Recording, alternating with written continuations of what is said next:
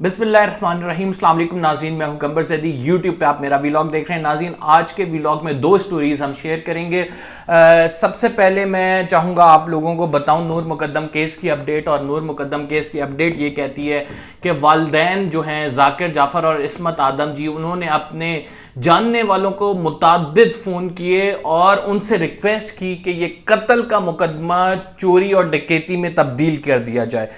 पूरे व्लॉग में बताऊंगा किस किस को फ़ोन किए, उन्होंने फिर क्या क्या जवाबात दिए और क्यों वो ये करना चाहते थे।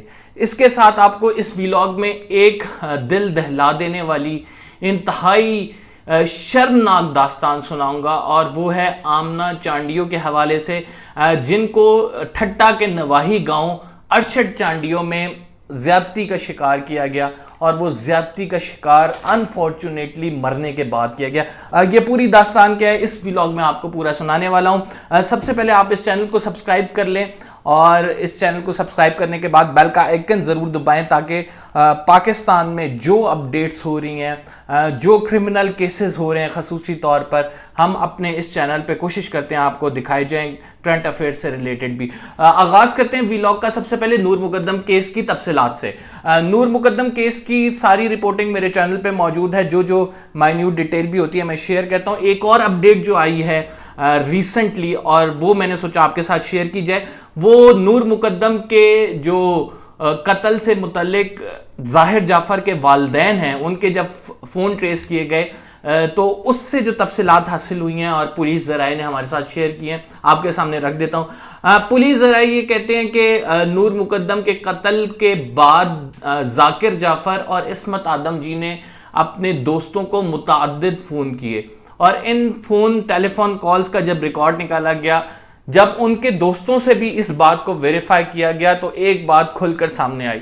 ज़ाकिर जाफ़र जो कि ज़ाहिर जाफ़र के वालिद हैं, वो ये चाहते थे कि जो ज़ाहिर जाफ़र है इसके केस को, कत्ल केस को चोरी और डकैती में तब्दील कर दिया जाए। उन्होंने अपने एक दोस्त को फ़ोन करके कहा कि ज़ाहिर जाफ़र ने इस तरह से कत्ल कर दिया है, और उसके बकौल ज़ाहिर जाफ़र ये कह रहा है कि घर में डकैत घुस आए थे, चोर घुस आए थे, और उनकी वजह से जो है चोरी करते हुए, जब वो कीमती अशिया चोरी कर रहे थे, तब उसने मार डाला एक लड़की को।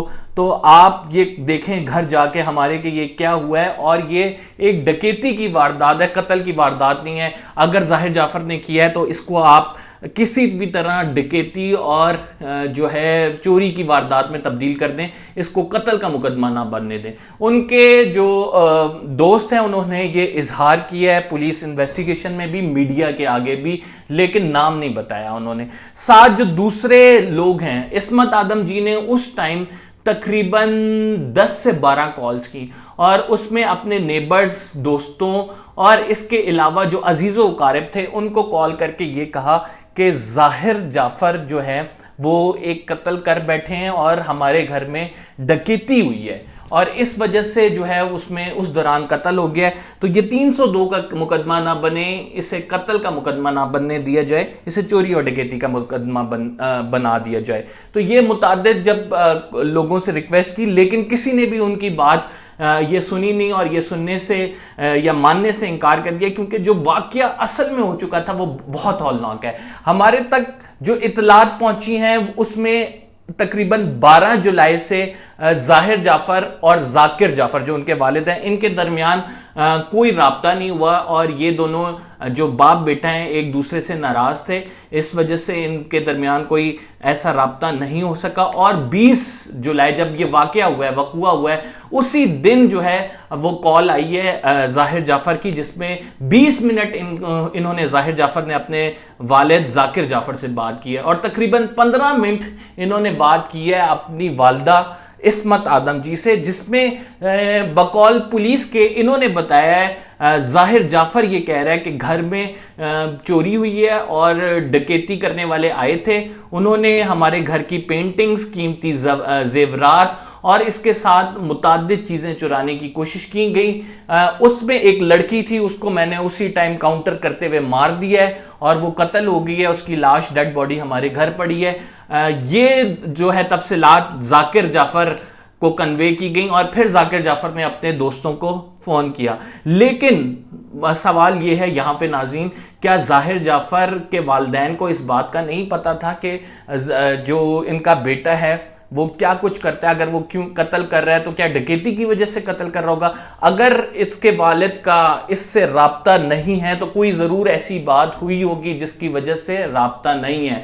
اگر اس کی والدہ کا عید جو گزارنے گئی ہوئی تھی کراچی کلفٹن میں اس ٹائم رہ رہی تھی, انہوں نے رات کو متعدد لوگوں کو فون کیا, اپنے گھر والوں اور عزیز اقارب کو فون کیا ہے کہ وہ کسی طرح بچائیں, اس کو ڈکیتی کے مقدمے میں تبدیل کریں, قتل کا مقدمہ نہ بننے دیں. تو کیوں کیا ہے؟ کیونکہ وہ جانتے تھے کہ یہ ظاہر جعفر کی غلطی ہے اور اس وجہ سے یہ تمام معاملہ ہوا ہے. تو اس کے پیرنٹس اتنے ہی قصوروار ہیں جتنا ظاہر جعفر ہے, کیونکہ اس کے پیرنٹس نے نہ صرف شواہد چھپائے ہیں بلکہ اب جو تفصیلات آ رہی ہیں اس کے مطابق اس کے پیرنٹس نے اس قتل کے مقدمے کو ڈکیتی کے مقدمے میں چینج کرنے کے لیے اپنا اثر و رسوخ بھی استعمال کیا. یہ تو تھی ناظرین ظاہر جعفر کے حوالے سے اپڈیٹ. اب میں آپ کو بتاتا ہوں ایک ایسا انسانیت سوز واقعہ جو کہ ٹھٹا کے نواحی گاہوں ارشد چانڈیوں میں ہوا ہے, اور وہاں پہ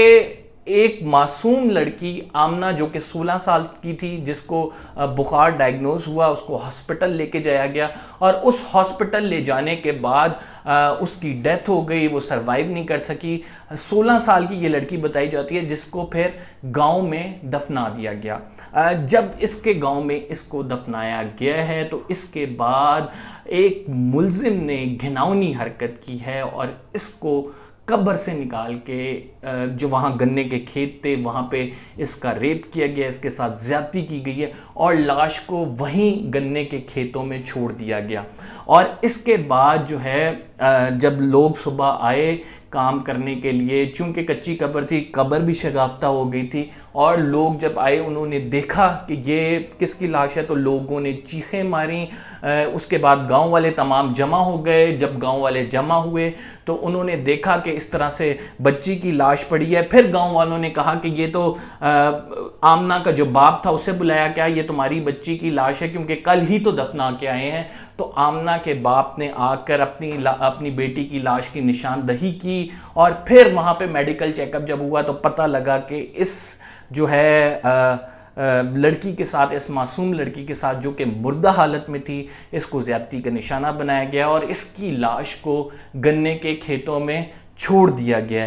تو ناظرین اس پر جو ہے ایس ایس پی ٹھٹا جو ہے متحرک ہوئے, جس کے بعد انہوں نے متعدد لوگوں کو شک کی بنیاد پر گرفتار کرنے کا کہا ہے پولیس ایس ایچ او کو. آج کی یہ سٹوری ہے اور تازہ سٹوری ہمارے پاس جیسی آئی ہم نے کہا آپ تک شیئر کریں. ARY نیوز پر بھی یہ سٹوری چل چکی ہے, آپ ویریفائی کر سکتے ہیں. اور اس میں بتایا جا رہا ہے ناظرین, جو لڑکی کے والد ہیں وہ کہتے ہیں مجھے ایک شخص پہ جو ہے شک ہے, میں اس شخص کے گھر جا کر اس کو ماروں گا اور اس کی ذمہ دار جو ہے پولیس ہوگی, اگر میرے سے جو کچھ بھی ہوتا ہے وہاں پہ اگر میں اسے مار دیتا ہوں. تو یہ بیان اس نے میڈیا کو دیا ہے, جس کے بعد جو ہے اب پولیس انویسٹیگیشن کر رہی ہے. تو کیسے انسانیت سوز واقعات ہمارے معاشرے میں ہو رہے ہیں, اللہ معاف کرے, ایسے واقعات ہیں جن سے دل دہل کے رہ جاتا ہے, روح کانپ کے رہ جاتی ہے. کوئی کیسے سوچ بھی سکتا ہے کہ ایک مردار کے ساتھ, ایک معصوم بچی کے ساتھ جو کہ زندہ حالت میں نہیں ہے, آپ اس کو ریپ کا نشانہ بنائیں گے. یہ ہمارے اندر اتنی ہوس کیوں پیدا ہو گئی ہے, ہم اتنے جانور کیوں بن چکے ہیں کہ ہم اپنے معاشرے میں اپنا منہ کالا کرنے کے ساتھ ساتھ پوری سوسائٹی کو شرم سے پانی پانی کر دیتے ہیں. ایسے ملزمان کی روک تھام جب تک نہیں ہوگی جب تک ان درندوں, ظاہر جعفر جیسے درندے جو کہ پکڑے جاتے ہیں, جو کہ ریپ کرتے ہیں, زینب کا جو واقعہ ہوا ہے, ان کو لٹکایا نہیں جاتا, سرے عام لٹکایا جائے, پھانسی دی جائے, چوک چوراہے پہ ان کی لاش کوئی ہفتے تک لٹکی رہے, تو لوگوں میں ڈر پیدا ہوگا اور لوگ آئندہ ایسی ہمت نہیں کریں گے. ناظرین یہ اپڈیٹس تھیں ہمارے پاس, ہم نے سوچا آپ کے ساتھ شیئر کریں. قمبر زیدی کو اجازت دیجیے, انشاءاللہ اگلے ویلاگ میں آپ سے ملاقات ہوگی ایک نئی سٹوری کے ساتھ. فی الحال کے لیے اتنا ہی, اللہ حافظ.